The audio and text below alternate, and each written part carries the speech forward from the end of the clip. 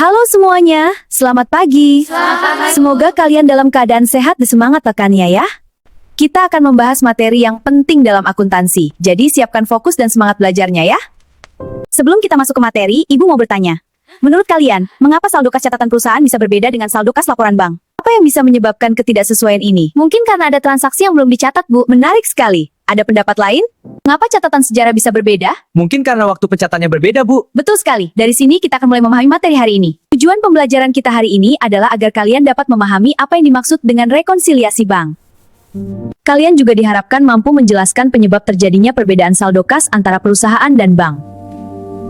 Dan yang paling penting, kalian dapat menyusun laporan rekonsiliasi bank dengan benar dan sistematis. Siap, Bu! Baik, selanjutnya silakan kalian simak video pembelajaran berikut ini.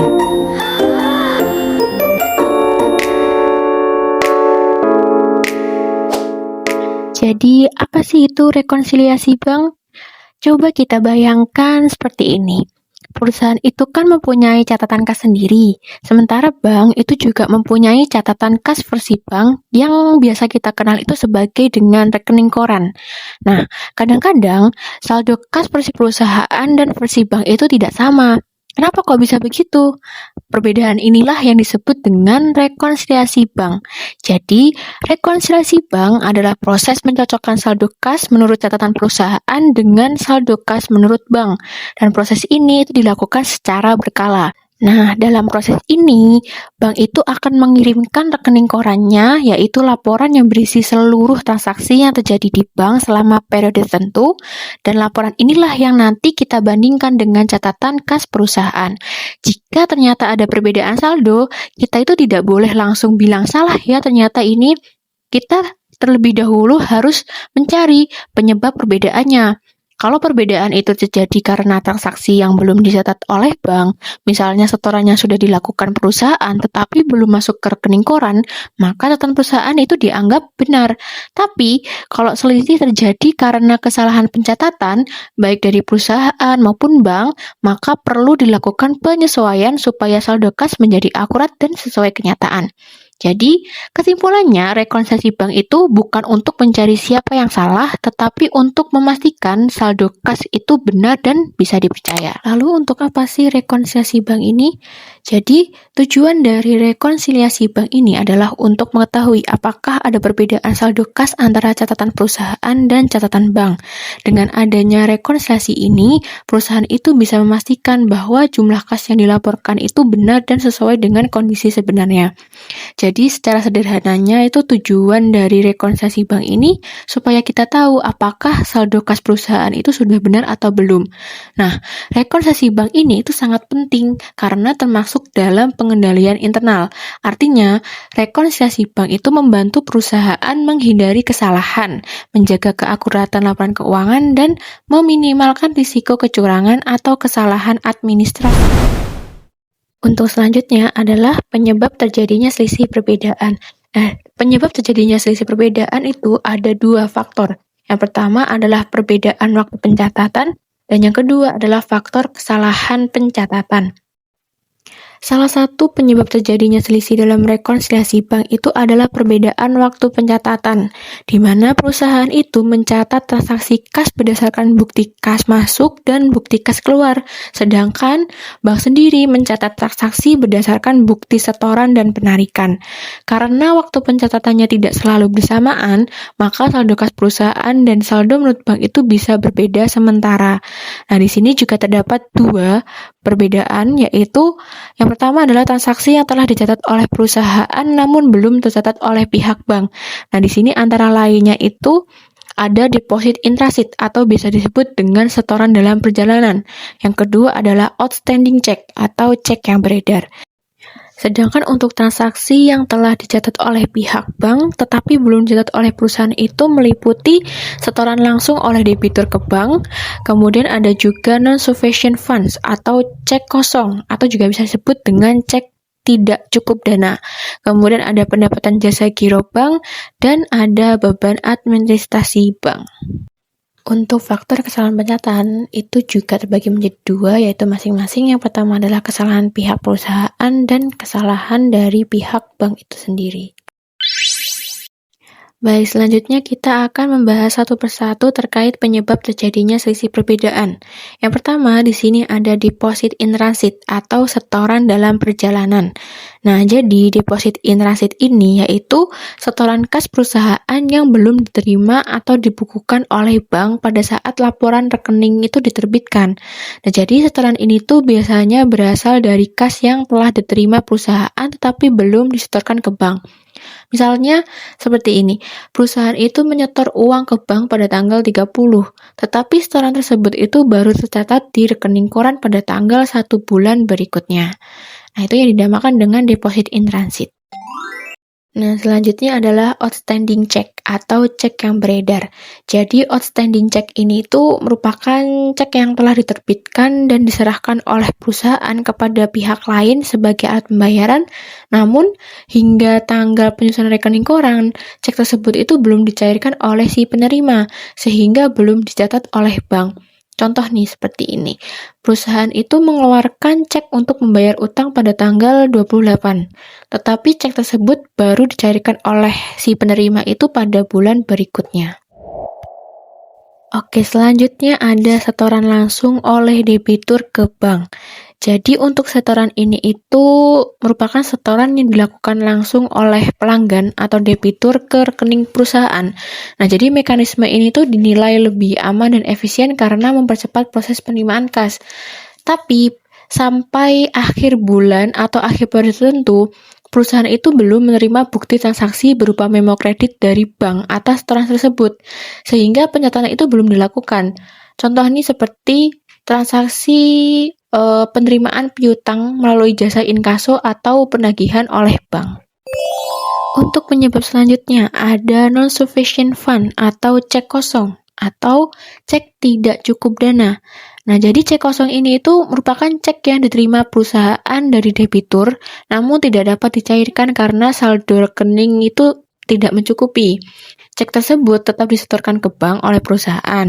Nah, tetapi setelah melalui proses clearing, itu dinyatakan tidak dapat dibayar, sehingga cek tersebut dikembalikan kepada perusahaan dan tidak menambah saldo rekening giro bank. Nah, bukti transaksi berupa memo kredit debit atau bukti pengembalian cek itu belum diterima oleh perusahaan, sehingga transaksi tersebut belum dapat dicatat.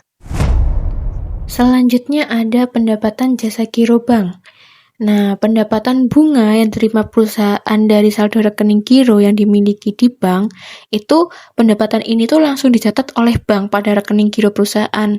Namun hingga pada akhir bulan lagi atau akhir periode tertentu, perusahaan itu belum menerima memo kredit dari bank, sehingga pencatatan itu belum dilakukan.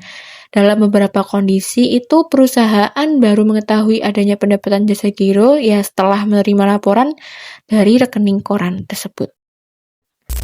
Oke, yang terakhir ada beban administrasi bank. Jadi beban administrasi bank ini merupakan biaya yang dibebankan oleh si bank kepada rekening giro perusahaan.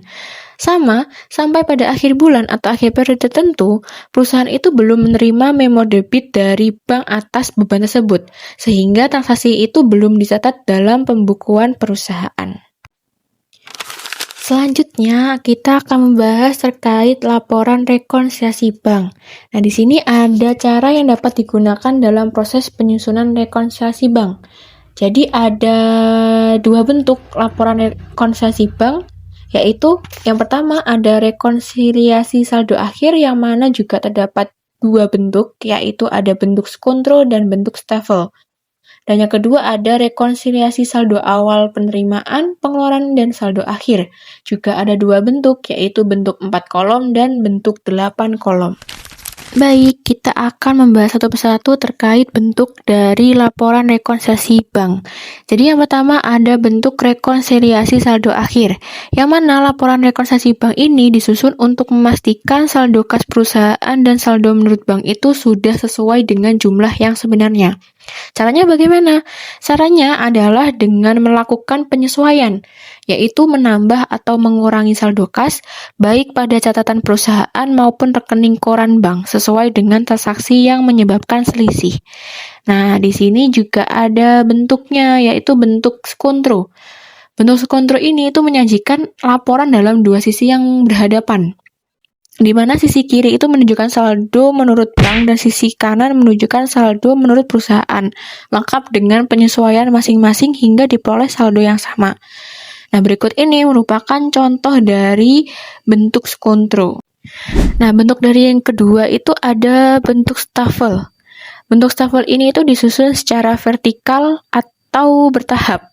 Jadi sama dengan yang bentuk skontro tadi, melainkan bedanya itu ada kalau skontro itu ada dua sisi yang berhadapan, yaitu sisi kiri dan sisi kanan. Tapi kalau dari bentuk stafel ini itu atas bawah. Jadi dimulai dari salah satu saldo, bank atau perusahaan. Jadi kemudian ditambahkan atau dikurangkan dengan pos-pos penyesuaian sampai menghasilkan saldo yang benar. Nah, untuk bentuknya itu seperti ini. Oke, selanjutnya bentuk dari rekonsiliasi saldo awal, penerimaan, pengeluaran, dan saldo akhir. Jadi untuk bentuk laporan rekonsiliasi bank yang kedua ini itu biasanya dilakukan untuk mengecek kebenaran seluruh transaksi kas. Tujuannya apa? Ya agar dapat dipastikan bahwa semua penerimaan dan pengeluaran kas itu sudah dicatat dengan benar dan sesuai prosedur. Nah, agar rekonsiliasi ini bisa dilakukan dengan baik, kita harus memahami cara pencatatan penerimaan dan pengeluaran kas, karena perbedaan cara mencatat dapat menyebabkan perbedaan jumlah saldo kas. Pada penerimaan kas, misalnya terdapat cek yang ditolak oleh bank. Cek tersebut bisa dicatat sebagai pengurang penerimaan kas atau sebagai pengurang saldo kas. Jika cek ditolak dicatat sebagai pengurang penerimaan, maka jumlah penerimaan kasnya itu menjadi lebih kecil. Tapi sebaliknya, jika dicatat sebagai pengurang pengeluaran, maka hasilnya itu rekonsiliasi yang diperoleh akan berbeda. Oleh karena itu, perbedaan perlakuan pencatatan penerimaan dan pengeluaran kas itu sangat mempengaruhi hasil rekonsiliasi. Nah, di sini ada dua bentuk laporan rekonsiliasinya juga. Yang pertama ada bentuk 4 kolom. Yang mana? Seperti contoh di gambar ini, bentuk 4 kolom itu memuat saldo awal, penerimaan, pengeluaran, dan saldo akhir dalam satu sisi. Nah, kemudian ada juga dalam bentuk 8 kolom. Bentuk 8 kolom ini tuh menyajikan kolom yang lebih rinci dari bentuk 4 kolom tadi, yaitu untuk memisahkan catatan menurut bank dan menurut perusahaan. Jadi, untuk contoh dari bentuk 8 kolom itu adalah seperti ini. Nah, karena setiap periode itu saling berkaitan, saldo akhir suatu periode akan menjadi saldo awal periode berikutnya. Setiap transaksi yang direkonsiliasi dapat mempengaruhi lebih dari satu kolom. Contohnya, setoran dalam perjalanan pada akhir Desember itu akan mengurangi penerimaan bulan Januari, karena bank mencatatnya pada periode yang berbeda dengan perusahaan.